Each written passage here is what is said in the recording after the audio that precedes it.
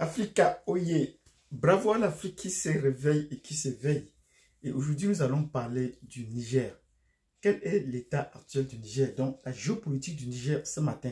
Donc, si vous voulez comprendre la géopolitique du Niger et l'état actuel de la situation au Niger, sur le plan géopolitique, mettez-nous déjà des pouces. Abonnez-vous pour ceux qui ne sont pas encore abonnés. Cliquez sur la cloche de notification. Cela vous permettra de revenir sur les précédentes vidéos pour avoir la dynamique de nos vidéos, pour comprendre bien la situation actuelle et vers où on va. Donc, si vous avez fait ce que nous avons dit précédemment, c'est-à-dire nous mettre des pouces, vous abonner pour ceux qui ne sont pas encore, et cliquez sur la cloche de notification, ce qui vous permet d'être au courant des premières vidéos que nous publions. Nous entrons dans le vif du sujet. Le Niger, situation géopolitique actuelle au Niger.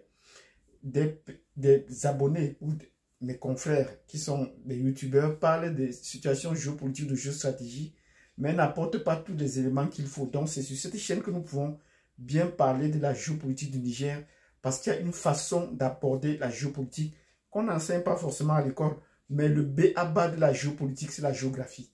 Voilà, comme le mot le dit là, c'est d'abord la géo, c'est d'abord l'espace. Il faut d'abord connaître le pays, avoir une idée globale du pays. Quelle est la capitale du pays, les principales régions du pays, les principales populations du pays et les pays bordiers avant maintenant de mettre le pays en relation avec les autres pays. Est-ce qu'il y a des situations similaires ou des différences et où est-ce que se situe l'impact des pays qui influencent ce pays en question pour le cas présent, le cas du Niger, qui sont ceux ou les organisations qui peuvent directement influencer. C'est de cela qu'il est question quand on parle de la géopolitique d'un pays de façon globale. Sur ce, nous entrons dans le vif du sujet. La situation est très animée aujourd'hui au Niger et nous disons bravo au peuple nigérien qui s'est réveillé et qui a fait une unanimité derrière les poutistes, derrière ce qu'on peut appeler les poutistes, puisque maintenant aujourd'hui c'est un gouvernement entièrement légitime qui est installé au pouvoir et qui a fait un gouvernement de transition, qui a fait un bon gouvernement, nommé un premier ministre, le premier ministre a nommé 20 ministres et maintenant on a des interlocuteurs avec qui on peut parler. Donc la CEDEAO peut se réunir de son côté. Comme hier, ils ont réuni un sommet de la honte. Oui, un sommet de la honte. Honte pour eux parce qu'ils ne savent plus où sortir.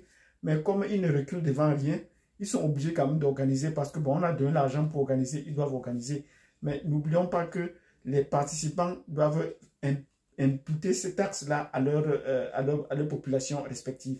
Donc, la situation au Niger aujourd'hui commence déjà à se décanter. Mais il ne faut pas dormir sur ses lauriers. Ne dormons pas sur nos lauriers. La France a promis d'intervenir militairement, c'est-à-dire de venir tuer des Nigériens pour installer la personne qu'ils veulent. Ça, c'est ça leur géostratégie depuis. Nous allons venir sur les coups de géostratégie. Et aujourd'hui, le gouvernement a installé, les poutistes ont installé un gouvernement dont on a maintenant des interlocuteurs avec qui parler. Donc, on peut l'envoyer en France pour le faire. Et j'ai dit dans la précédente vidéo, j'ai beaucoup admiré le fait que le barreau des avocats nigériens se soit réuni pour dénoncer les mesures prises contre le Niger. Nous leur disons bravo.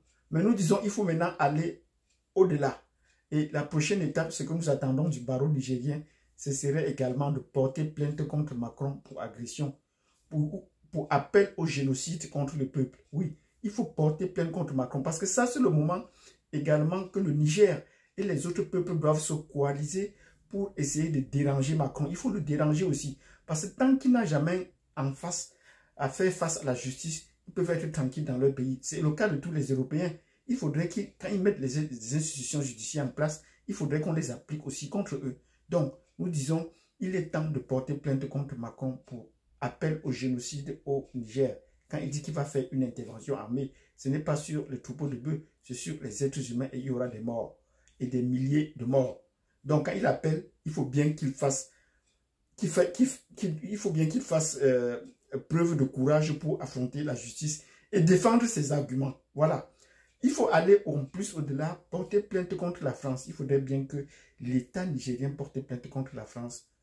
Non seulement historiquement pour le non-respect des accords. Oui, le Mali nous a permis de voir qu'il y avait des accords militaires, qu'il y avait des accords de coopération, comme on dit, qui étaient des accords d'arnaque.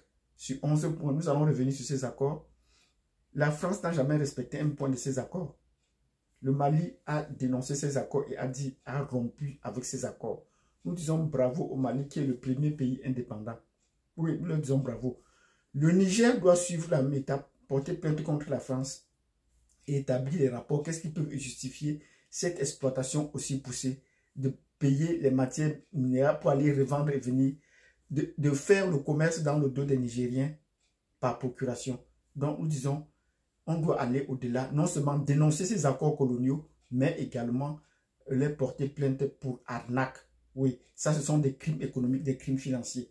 Combien de millions de Nigériens sont morts à cause de cette situation que la France leur a imposée, avec leurs militaires sur place. Qui nourrissent ces militaires? C'est les Nigériens qui les nourrissent, ça ne vient pas d'ailleurs. Le Niger doit nourrir les militaires français et qui doivent les exploiter. Mais j'ai dit, en plus j'ai dit, ce qu'on a découvert au nord du Mali, des petites villes souterraines, au Niger, il y a encore plus que villes souterraines. Et les décrets qu'on doit trouver pour survivre là-bas au Niger, dans le Sahara, il y a des conditions qui doivent amener de l'Europe. Les Européens ne peuvent pas survivre au désert pour rien. Il y a des villes souterraines qui sont créées pour survivre. Ce sont ces cachettes qu'il faut bien découvrir. Parce qu'ils ne peuvent que vivre sous terre, ils ne peuvent pas supporter la température ambiante. Donc, nous disons bravo au peuple nigérien et d'aller de l'avant. Il faut passer à l'attaque et aller plus loin que ce que le Burkina a fait, qui est leur allié, et ce que le Mali est en train de faire. Il faut qu'on aille plus loin. Et on peut dénoncer tous ces accords et prendre toutes ces mesures à l'avance. Donc nous disons bravo au peuple nigérien. Si vous avez apprécié cette vidéo dans laquelle nous disons, nous avons apporté tout notre soutien au peuple nigérien et nous les appelons à aller de l'avant. Le sommet de la CEDEAO qui s'est tenu pour eux, c'est un coup de vent. Ils ont tenu des sommets comme ça. Ils n'ont jamais tenu à leur résolution. Donc, ils ne tentent pas d'effrayer une énième fois la population, qui rentre chez eux et qui ne s'émissent pas dans les affaires intérieures. Parce que ces chefs d'État qui sont réunis ne sont même pas des modèles déjà dans leur propre pays et veulent exporter ces modèles ailleurs. Nous leur disons non et qu'on va continuer à dénoncer ces accords avec les peuples et nous les attendons pour la prochaine étape. Si c'est pour la guerre, la confrontation, les peuples sont prêts et le camp qui soutient les Nigériens ne continue de s'agrandir. La France va continuer de pleurnicher que c'est à cause de la Russie, mais c'est elle qui a fait venir la Russie sur le continent. Merci, je vous donne rendez-vous à la prochaine vidéo. N'oubliez pas de nous mettre des pouces, parce qu'il y a déjà plus de vues que de pouces. Nous souhaitons voir autant de pouces que de vues. Ce serait plus intéressant qu'il y ait plus de pouces que de vues. N'oubliez pas de partager. Et demain, nous allons revenir sur la situation encore au Niger de la CEDEAO et des pays et l'avenir des pays de la CEDEAO. Pourquoi est-ce que ça ne se passe pas autant dans les pays d'Afrique centrale? Merci et à tantôt.